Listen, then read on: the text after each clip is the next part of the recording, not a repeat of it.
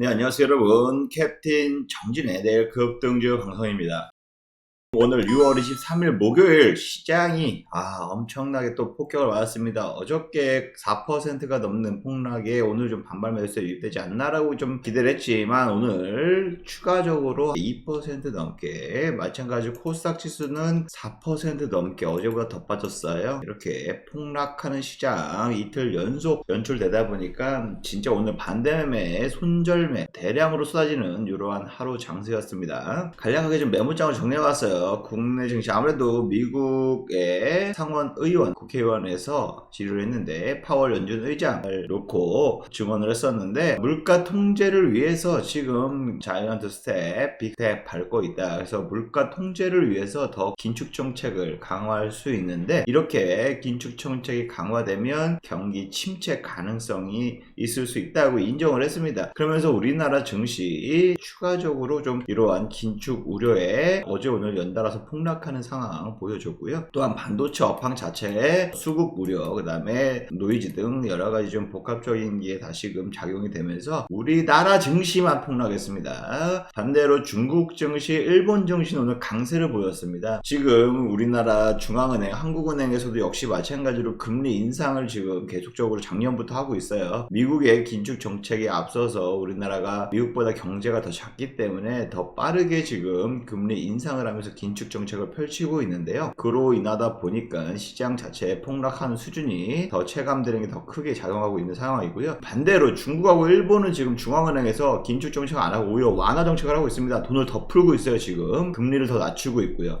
이나면 아무래도 수입하는 물가에 대해서는 조금 막을 수 있는, 아무래도 좀 달러가 계속적으로 지금 강세가 진행되다 보니까 우리나라 입장에서 같은 경우에는 원화 자체 가치가 적어지지 않습니까? 그래서 수입하는 물가 자체는 굉장히 좀 득을 볼 수 있지만 수출하는 입장에서는 아무래도 물건을 비싸게 팔는 장점이 있지만 상대적으로 상품의 제품의 경쟁력이 떨어질 수 있는 단점도 있거든요. 근데 중국 같은 경우에는 오히려 지금 돈을 더 풀어서 위안화의 가치를 더 떨어뜨리고 있습니다. 더 떨어뜨리고 있어요. 일본 엔화도 마찬가지로 좀 더 떨어뜨리고 있습니다. 이렇게 하는 이유는 아무래도 지금 경제가 지금 일본 같은 경우도 우리나라보다 더 오랜 기간 침체 기간에 있었고요. 중국 같은 경우에는 지금 러시아에 아무래도 공수를 하고 있잖아요. 원유도 더 싸게, 지금 시장가보다 더 싸게 공수를 하고 있고, 기타 원자재도 지금 러시아산 원자재가 다 중국으로 빨려 들어가고 있다. 중국 입장에서는 뭐 계속적으로 득을 보는 상황이죠. 지금 또 봉쇄까지 한 달 넘게 하면서 굉장히 공급망이 타이트하게 막혔었는데 이젠 봉쇄가 완화되고 다시 가동이 되다 보니까 엄청나게 또 에너지가 많이 필요합니다. 그러다 보니까 러시아산 원유 등 다양한 원자재, 에너지 좀 수입을 하고 있어서 완화 정책이 지금 오히려 중국 시장을 좀 견인하고 있는 이러한 모습을 보이고, 일본도 역시 마찬가지로 완화 정책을 펼치다 보니까 견인을 하고 있습니다.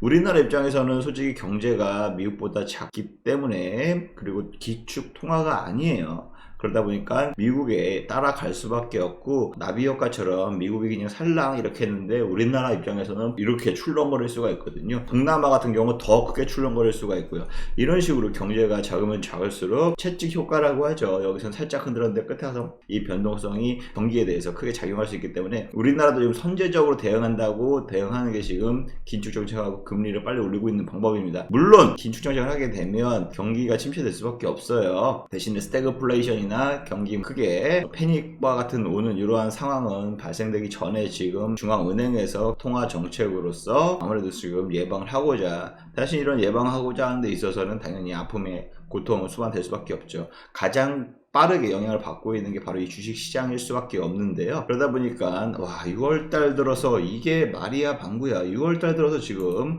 폭락하는 거 보세요. 6월달 6월 1일부터 여기까지 폭락한 게 벌써 코스피 기준으로 지금 15% 가까이 빠졌어요. 이 15%는 우리 1월달 있죠. 1월달에도 역시 마찬가지로 15% 가까이 폭락했거든요. 지금 오늘까지 봤을 때 6월달 시장 폭락이 1월달 우리 폭락했던 것만큼 빠졌습니다. 그만큼 굉장히 큰 폭의 하락세를 보였다라고 있을 수 있고요. 제가 봤을 때 오늘 조금 만약에 손절 물량들이 싹 쏟아 나왔거나 내일 아침부터 반대 매매 당하는 것들 시작하면 개파락해서 그 메우는 그러한 장세가 나오지 않을까 생각을 해요. 그래서 오히려 내일이 좀 저가 반발 매수가 유입되지 않을까, 반대 매매 싹 털리고 쫙 들어올 수 있는 시장이 연출될 수 있지 않을까, 나름 또 긍정적으로 생각하고 있습니다. 그나마 좀 긍정적인 소식, 유가 하락하고 있다는 얘기가 있고요. 그리고 미국 긴축 속도도 조절하면서 할 수 있다. 이렇게 손절매가 즉 많이 나오면 많이 나올수록, 신용 반대 매매가 많이 털리면 털릴수록 신용 물량이 줄어들수록 아무래도 주가의 저점에 대한 생각을 고려해 볼 수가 있으니까요. 이거 좀 참고하시면 좋으실 것 같습니다. 코스피 지수 오늘 1.2% 하락했습니다. 2300포인트 간신히 유지했어요. 이제 더 깨질 것 같긴 하지만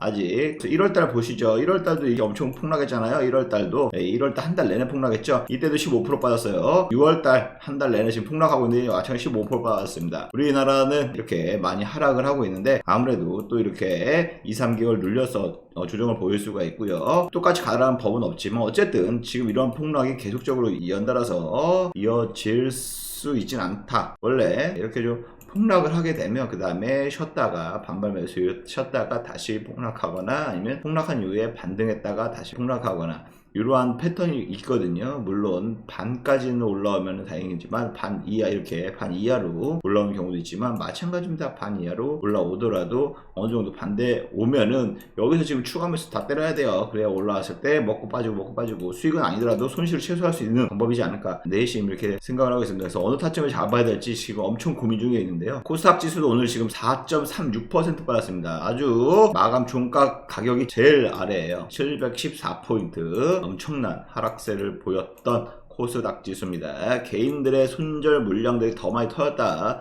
개인들의 물량이 많이 떨어져 나왔다라고 좀 보시면 됩니다. 1월보다 지금 그만큼 빠졌던 것 같아요. 그래서 양대지수 이렇게 빠졌고요. 특징 섹터 오늘 뭐 볼 것도 없습니다. 그냥 2300개 종목 중에서요 무려 2200개가 하락을 했다. 다 하락했다 보시면 됩니다. 그나마 원자력 발전이 강세를 보였고요. 나머지는 다 빠졌다라고 좀 보시면 됩니다. 특히나 곡물 테마 아주 지독하게 많이 빠졌죠.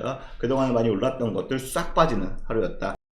그래서 오늘 좀 내일 급등할 종목 추려봤습니다. 첫 번째 종목으로는요, 지니너스입니다. 지니너스 최근 들어서 이러한 시장에서도 나름 또 강세를 보이고 있습니다. 유전체 분석 기술을 갖고 있는 회사인데요, 암 진단 서비스 이런 것들을 주로 하고 있습니다. 최근 들어서 호재의 내용에 대한 기사가 있기 때문에 거기에 관련돼서 지금 신규 상장된 지 1년이 채 안 됐어요. 그래서 오히려 이런 시장에서 오히려 강세를 보이고 있기 때문에 저점 다져지고 이러한 변동성을 보일 수 있지만, 최근 들어서 제가 봤을 때 내일 두 자릿수에는 윗꼬리를 달더라도 나오지 않을까라고 긍정적으로 바라보고 있기 때문에 지니너스 첫 번째 종목, 관심 종목으로 소개해드리고요. 두 번째 종목으로는요, 바로 나인테크입니다. 나인테크 LG 에너지 솔루션, 제가 지난달에도 말씀드렸죠. LG 에너지 솔루션 관련 수혜주다라고 말씀드렸는데 오늘 좀 지지가 됐어요. 그래서 내일 좀 두 자릿수의 상승은 나오지 않을까, 이게 좀 긍정적으로 보고 있기 때문에 다시 재공략한다. 나인테크 같은 걸 제가 진짜 이때 공략을 했었습니다. 5월 초 중순에 공략을 했었는데 그때만 해도 엄청나게 지금 수익을 많이 얻어 먹었죠. 그렇기 때문에 이번에도 다시 저점 나왔을 때 추가적으로 반등 상승세 나타나지 않을까 긍정적으로 보기 때문에 내일 급등 종목 두 번째 종목은 나인테크 보고요. 세 번째 종목은요, 미래생명자원입니다. 곡물 테마, 비료 테마가 오늘 좀 많이 빠졌는데요, 아무래도 이거는 좀 끝나지 않은 계속적인 이슈가 있을 수밖에 없어요. 왜냐, 러시아가 지금 우크라이나하고 아직 끝나지 않았습니다. 곡물 수출에 대해서 협의한다 했는데 러시아가 또 공격했죠, 항구를. 이 얘기는 곡물 가격이 더 치솟을 수밖에 없고 이러한 물량들 다 썩힐 수 있지만, 훔쳐갈 수 있지만 아무래도 좀 곡물 대란, 식량 대란이 계속적으로 일어날 수밖에 없다. 그래서 비료 관련주 오늘 추가적으로 좀 많이 하락한 거 위주로 내일 낙폭이 큰 거 반발 매수세 유입될 수 있어서 두 자릿수 상승은 나오지 않을까 해서 세 번째 종목 이렇게 좀 공개해 드렸습니다.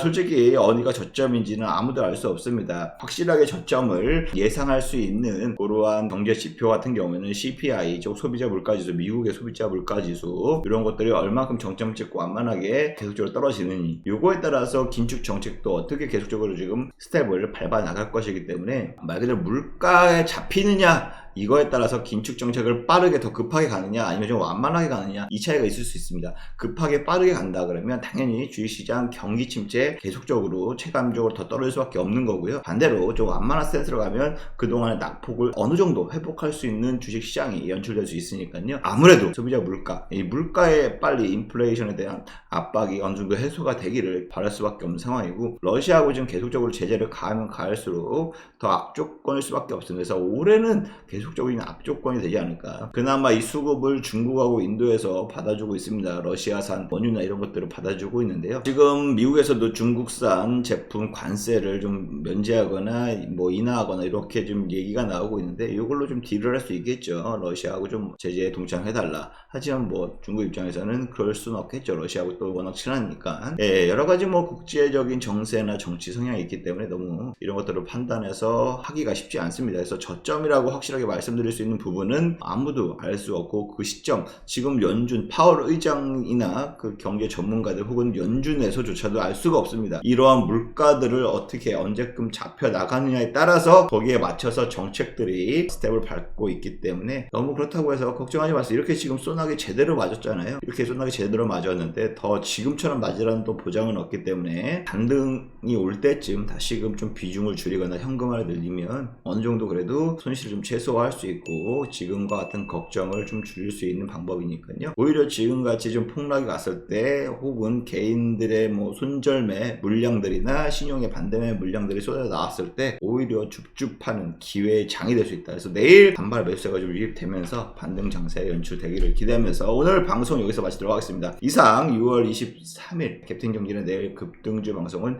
여기서 마치겠습니다. 감사합니다.